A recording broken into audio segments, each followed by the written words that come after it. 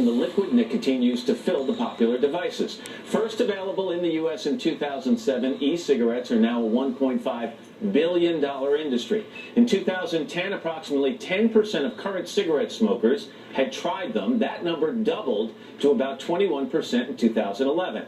And they are growing in popularity among younger people. In 2012, close to 2 million middle and high school students had tried them. Dr. Nancy Snyderman is NBC's chief medical editor. Nancy, good morning to you. FDA has no oversight over this industry. You like them in general? Are they safe? Well, I think the premise, which I really liked at the beginning, was that nicotine in small doses, which is already found in gum and patches, could perhaps help smokers stop smoking. I don't know that the jury is in yet, that it's gotten people off cigarettes and just onto these nicotine devices. But if I show you something like this, which is a preloaded, looks like a typical cigarette. Right. You know, the nicotine is already preloaded. You buy it as a done deal.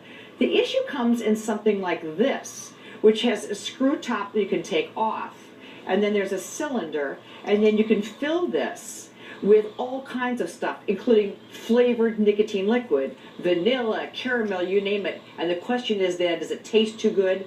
And does it invite kids to try it? If it's ingested by a young child, if it comes in contact with the skin, it can cause problems? It can cause death.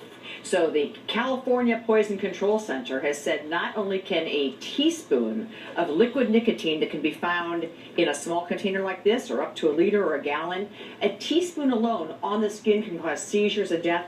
A tablespoon for adults. So they're advising that if people use these refillable ones, you have to use gloves, and that brings up the toxic hazard. We reached out to multiple e-cigarette companies for comment. Henley replied with a statement in support of industry-wide regulation aimed at public safety, saying its e-liquids are sold in sealed, child-proof packaging containing warning labels specifically directed at children and pets. And they're right. And the question is, but what do you do when you get home and these things kind of undone, and then how casual are parents around the house? And we have to remember, pets sometimes eat the same thing. And while some people in this country are inviting regulation because they want to keep the bad sort of guys on the fringe out, a reminder that there is product coming in from China. And so the nicotine amounts are not only all over the charts, but you have to worry about the fact that while it's a neurotoxin, and we've said, it doesn't cause cancer, it does directly affect the brain. And small concentrations may be fine, but if you don't know what you're getting, it could be deadly.